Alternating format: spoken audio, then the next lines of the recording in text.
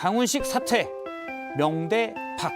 이제 전당대회는 이재명 의원과 박용진 의원의 2파전이 됐습니다.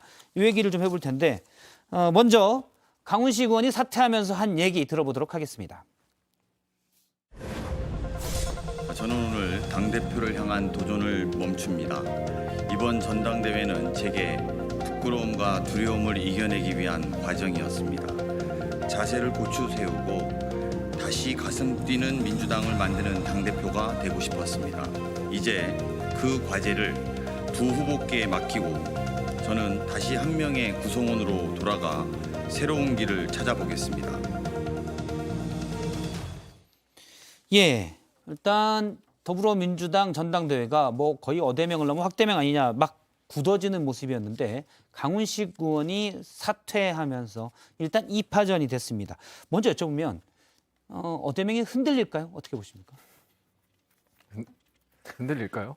일단 강훈식 의원 쪽이었던 장철민 의원님은 별로 뭐 영향 없으시다라고 얘기는 했습니다. 네. 아니, 그러니까 그 강훈식 의원이 사퇴를 한 이유가 상당한 한계를 느껴서 사퇴를 한 거니까요. 그 한계 상황이 바뀔 거냐, 뭐 좀 비관적인 게 맞는 것 같고요. 안 그래도 어제 저희가 이제 대전에서 그 이 합동연설회가 있어서 끝나고 잠깐 만나서 이런 얘기를 좀 했는데.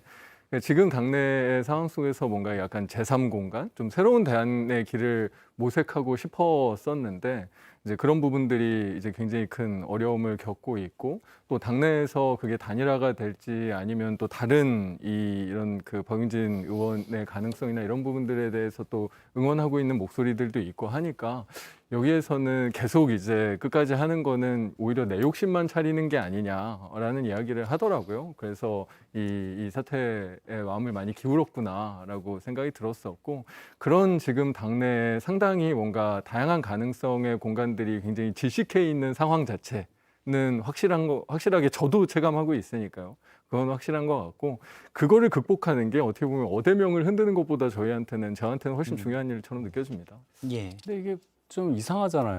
원래 이렇게 3등 후보가 사퇴를 할 경우에는 2등 후보한테 힘을 실어주고 해야 되는 지금 보면은 반 박용진 단일화가 돼버린 거 아닙니까? 따지고 보면. 단일화를 하진 않는다 이렇게 네, 얘기했죠. 그 얘기가 그 얘기예요. 결국 어대명을 확대명으로 더 확실하게 해주는 그런 역할인데 강훈식 의원의 입장은 충분히 알겠으나 그 이재명 의원의 생각으로 당이 유일 체계로 가는 거기에 힘을 실어준 것밖에 더 되지 않느냐라는 비판을 한번 해봅니다. 사실 뭐 결론을 내리면 큰 영향 없다.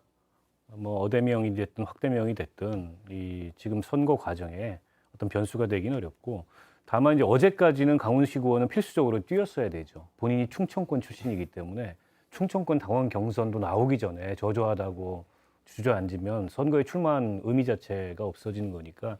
근데 소득은 있었을 거예요. 이번 어쨌든 예. 선거 과정을 통해서 강훈식이라는 이름 석자를 전국의 당원들이나 국민들한테 알렸고 차기 총선에 혹은 뭐 더 나가서 그 뒤에 선거에 어떤 충청권의 맹주가 한번 돼보겠다.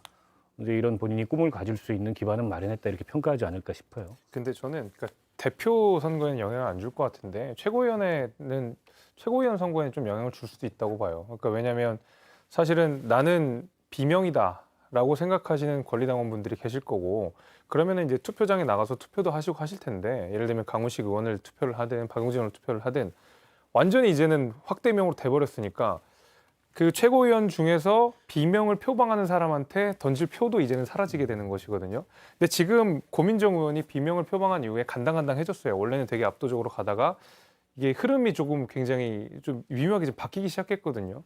저는 그런 의미에서 이번에 비명 인사로서 고민정 의원이 들어가느냐 마느냐가 초미의 관심사가 돼버렸는데 예. 오히려 그거는 좀 흔들릴 수도 있다고 봐요. 투표장에 일단 근데 못 나가게 이런 하니까. 변수도 있다는 지적이 있습니다. 그러니까 투표율이 이건 강훈식 의원이 주장하기도 했는데요. 더불어민주당 당대표 경선 현재 권리당원인데 권리당원 투표율이 저희가 계산해봤더니 평균으로 37.7%입니다. 지난 2020년에 이낙연 당대표 시절에 40%가 넘는 투표였는데 현재까지는 투표율이 낮은 편이고 그리고 현재 전체 권리당원이 약 30%가 못 미쳐서가 이제 진행이 된 상황이거든요. 그래서 남은 권리당원 투표가 훨씬 많아서 이건 어떻게 혹시 아니, 변화가 이제 될 수도 있습니까? 호남 수도권이 최대 유권자 집단 아닙니까? 당원들이 제일 많은 데니까. 예. 호남 수도권 와봐야 이제 당원들 투표를 얼마 정도 할지 전체 투표율을 가늠해 볼 수 있을 텐데 그래도 선거 양상에는 지장이 없을 거다. 알겠습니다. 오늘 네 분 말씀 여기까지 듣도록 하겠습니다. 고맙습니다.